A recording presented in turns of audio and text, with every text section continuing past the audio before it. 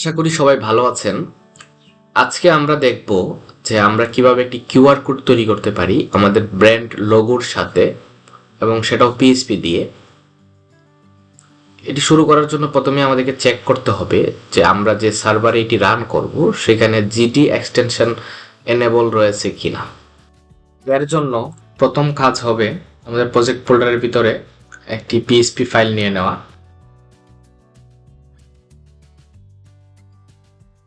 অতঃপর আমাদের ছোট্ট একটি পিএইচপি কোড লিখতে হবে যেটা চেক করবে যে এই জিটি এক্সটেনশনটা ইনেবল আছে নাকি নাই।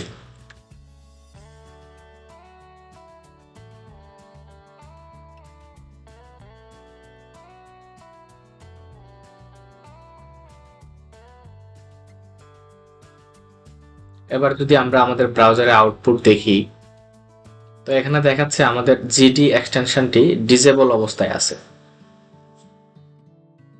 এটি এনেবল করতে হলে আমাদের যে আমরা যদি শেয়ারেড হোস্টিং ইউজ করি সেই ক্ষেত্রে আমরা ওটাখানে যদি সি প্যানেল থাকে, ক্লাউড লিনাক্স থাকে, সেই ক্ষেত্রে আমরা নিজেরাই সি প্যানেলের সেটিং থেকে এক্সটেনশনগুলো এনেবল করে নিতে পারবো।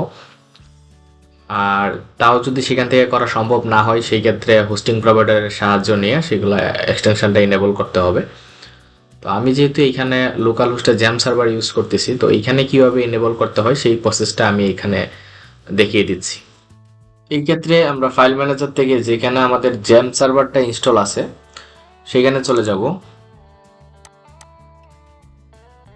তারপর আমরা পিএইচপি ফোল্ডারে যাব। সেইখান থেকে আমরা নিচে যাব এবং php.ini ফাইলটাকে খুঁজবো।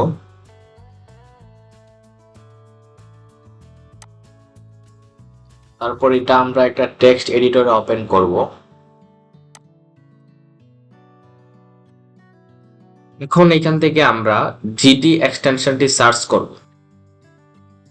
সার্চ করার পর এখানে দেখুন আমাদের এক্সটেনশনটি কমেন্টেড অবস্থায় আছে, আমরা এটি কমেন্ট আউট করে দিব। তারপর আমরা এটিকে সেভ দিব। অতঃপর আমরা আমাদের জ্যাম সার্ভারটিকে রিস্টার্ট করব।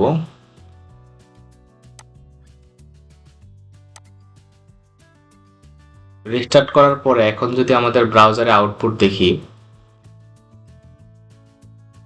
এখানে আমাদের এখন জিডি এক্সটেনশনটি এনেবল হয়েছে। যেহেতু এখন জিডি এক্সটেনশনটি এনেবল হয়ে গিয়েছে, তাহলে এখন আমাদের আর এই কোডটুকুর প্রয়োজন নেই। এখন আমাদের যেটা প্রয়োজন হবে সেটা একটা পিএইচপি লাইব্রেরি প্রয়োজন হবে, যেটা ওপেন সোর্স, আমরা গিটহাব থেকেই নেব। লাইব্রেরিটার নাম পিএইচপি কিউআর কোড। এর জন্য আমরা গুগলে সার্চ করব পিএইচপি কিউআর কোড লাইব্রেরি লিখে, তাহলে আমরা এটি পেয়ে যাব।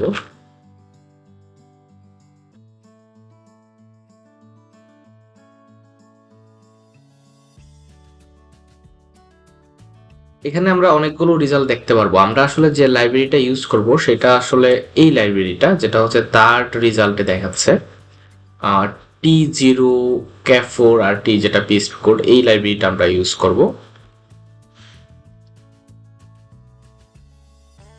এখন এই লাইব্রেরিটা আমরা আমাদের প্রজেক্ট ফোল্ডারে ক্লোন করে নিব।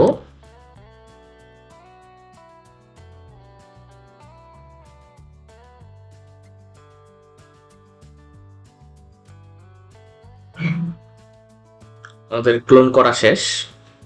ভিডিও যাতে দীর্ঘায়িত না হয় সেই জন্য আমি আগেই একটি HTML পেজ ডিজাইন করে রেখেছি, যেখানে একটা ইনপুট ফিল্ড থাকবে এবং একটা ইমেজ থাকবে, যেখানে কিউআর কোডের ইমেজটা দেখাবে। আমি এখন সেই কোডটা এখানে পেস্ট করতেছি। আমি যদি এই কোডটার আউটপুট দেখি তাহলে আউটপুটটা হবে এরকম।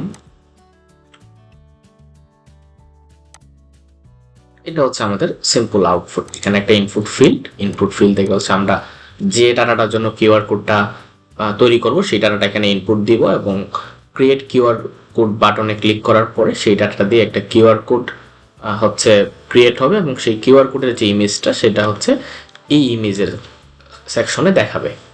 এই মুহূর্তে আমার প্ল্যান হলো এখানে ইনপুট ফিল্ডে যে ডাটাটা দেওয়া হবে সেটা এই ক্রিয়েট কিউআর কোড বাটনে ক্লিক করার সাথে সাথে অ্যাজাক্সের মাধ্যমে পিএসপির কাছে পৌঁছাবে এবং পিএসপি সেই ডাটাটা ব্যবহার করে এবং আমাদের লোগোটাকে ইনক্লুড করে যে কিউআর কোডটা জেনারেট করবে সেটাকে আবার বেস 64-এ কনভার্ট করে হচ্ছে জেকিউরির কাছে আবার ব্যাক পাঠাবে এবং এটা আমরা এখানে শো করব।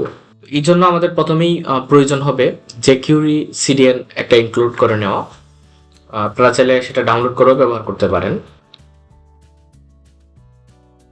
তারপর আমি হচ্ছে অ্যাজাক্স কোডটা লিখবো, যেটা হচ্ছে এই ইনপুট ফিল্ডের যে ডাটাটা আছে এই ইনপুট ফিল্ডের ডাটাটাকে পিএসপির কাছে পাঠাবে।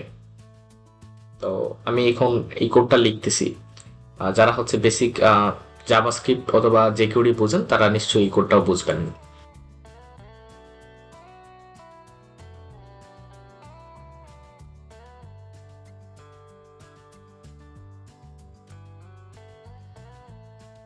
এখন আমরা হচ্ছে পিএসপি কোডটি লিখবো।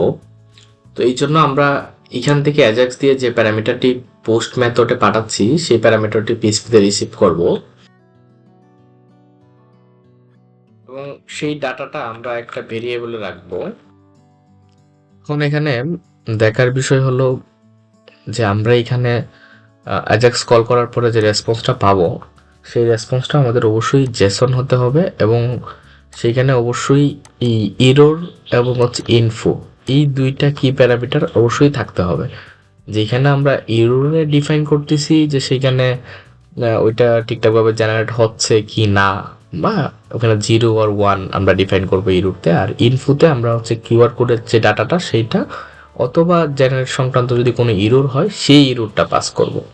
তাহলে এখন আমাদের সেইভাবেই হচ্ছে পিএসপিতে আমাদেরকে রেসপন্সটা জেনারেট করতে হবে।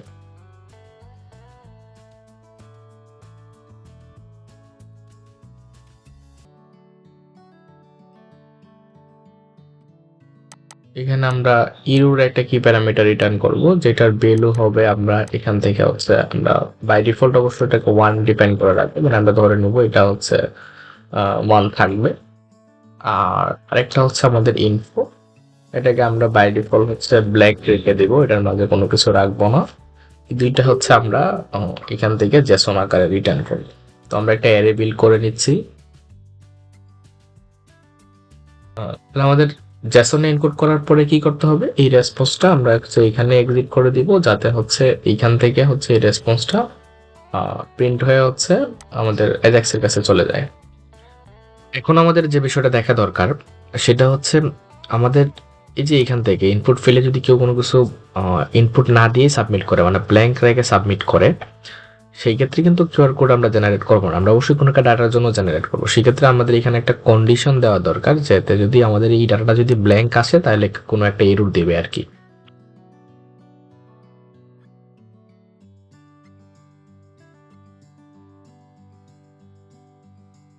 যদি আমাদের এই ইনপুট ফিল্ডটা এমটি আসে সেক্ষেত্রে হচ্ছে একটা এরর মেসেজ আমরা রিটার্ন করব। আগেই বলে নিয়েছিলাম যে আমাদের যে এরর মেসেজ রিটার্ন করব অথবা আমাদের কিউআর কোড যেটা বেস 64 থাকবে এই সবটাই আমরা হচ্ছে এই ইনফোর মাধ্যমে রিটার্ন করব।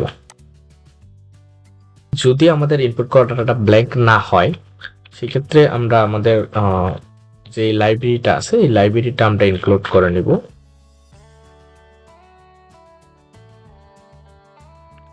দেন আমরা আমাদের লোগো পার্টটাকেও আমাদের লোগো যেটা আমাদের কিউআর কোডে থাকবে সেটার যে পার্টটা আছে সেটাও আমরা হচ্ছে এখানে একটা ভেরিয়েবলে রাখবো। এবার আমরা কিউআর কোডটা তৈরি করা শুরু করব।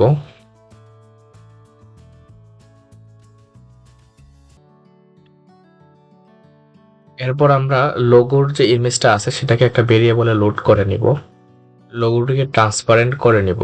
এরপর হচ্ছে আমাদের লোগো এবং কিউআর কোড দুইটারই হচ্ছে আমাদের প্রস্থ এবং উচ্চতা বের করা প্রয়োজন, যাতে আমরা লোগোটিকে কিউআর কোডের 1/5 অংশ করে বসাতে পারি। এরপর আমাদের কাজ হলো ফাইনাল ইমেজটিকে আমরা বেস 64-এ কনভার্ট করে ইনফোতে রাখবো।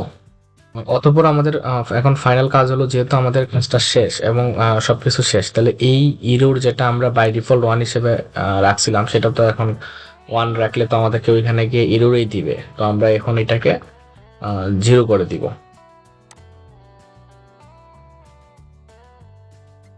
এবার আমরা ফাইলটি সেভ দিয়ে যদি আউটপুট দেখি আমাদের ফাইনাল আউটপুটটি হচ্ছে এরকম। তো এখন আমরা এখানে একটা কিউআর কোড তৈরি করার চেষ্টা করবো। তো এখানে আমরা আগেই বলছিলাম যদি এখানে আমরা ইনপুট ফিল্ডে কোনো কিছু না দিয়ে এখানে ক্লিক করি তাহলে আমাদেরকে একটা এরর রিটার্ন করতেছে। কোনো কিছু যদি একটা দেই, জায়গায় আমি লিখলাম টেস্ট, তাহলে কিন্তু এই যে টেস্টের মতো করে আমাদের কিউআর কোডটা কিন্তু তৈরি করে দিচ্ছে। এবার আমি এখানে যা কিছুই লিখি না কেন সেটার জন্যই হচ্ছে এখানে কিউআর কোড তৈরি করে দিবে।